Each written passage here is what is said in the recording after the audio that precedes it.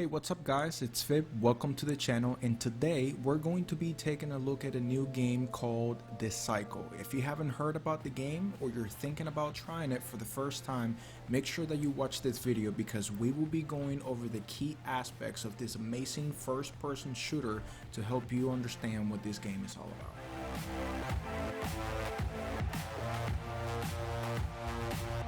You might be thinking, what exactly is this game about? Well, let's just take a quick look.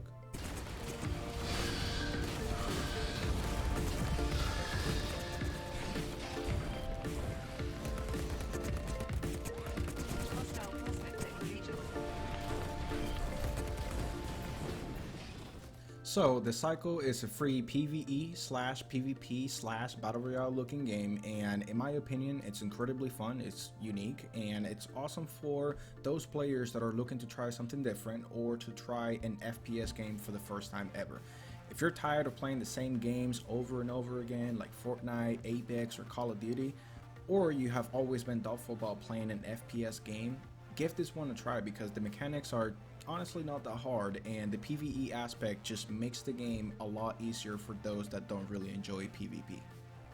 So at the start of every game, you get dropped in a random part of the planet that you'll be playing in, which is called Fortuna 3, and the main objectives are completing as many contracts as you can and evacuating the planet while getting the best loadout as fast as possible and surviving the storm and other players.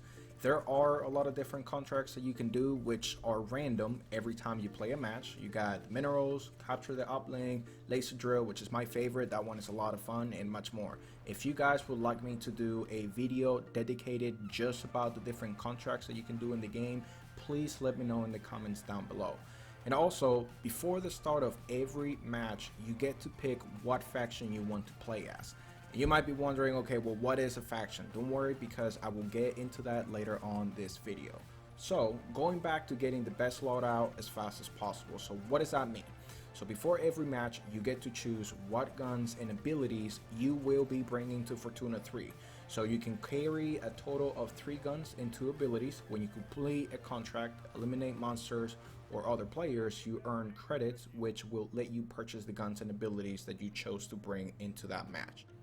There are a ton of different guns that you can choose from. You got SMGs, battle rifles, assault rifles, snipers, and pretty much everything that you would expect from a first-person shooter type of game, and a lot of different abilities like being able to put down a turret, defensive shields, steam boosts, and much more. For you to have access to the quote-unquote OP guns and abilities, you have to level up your faction. You got 3 different faction or alliances in the game that have unique guns and abilities. You got Korlev, which is heavy guns and armor, Osiris with speed and evasion, and ICA, which is it's an overall balanced faction. There isn't a faction that is better than the other, honestly. It always comes down to what guns you're comfortable with and what play style you have as a player.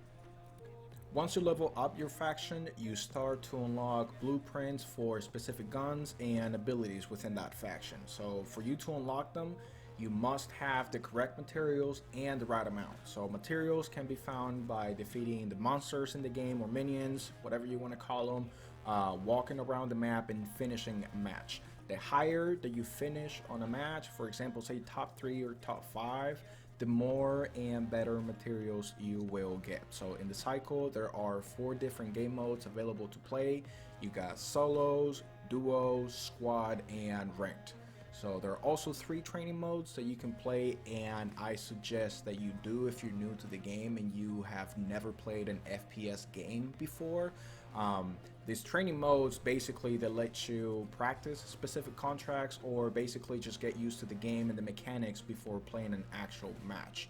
In solo mode, there's an option that I honestly think it's a lot of fun, but it has a lot of cons, honestly. So basically what it is, you can do a pact with another player within that match, and basically you both get to play that match as a duo. So like I said, there are pros and cons about this. Pros is the fact that you have another person to rely on if you get into a fight, or if you want to complete contracts faster than if you were playing by yourself. That's awesome.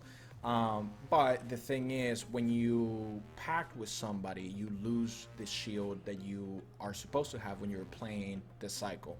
So again, cons are that you lose your protective shield if you do a pact in solos, like I said, and if the player that you do the pact with is not the greatest player around, you're basically giving away your shield for nothing, which is going to give the rest of the lobby a crazy advantage over you. So if you see two players without shields, that means they are in a pact. Don't be afraid to engage them, honestly, because if you're a decent player, chances are you're probably going to 1v2 and get away easily.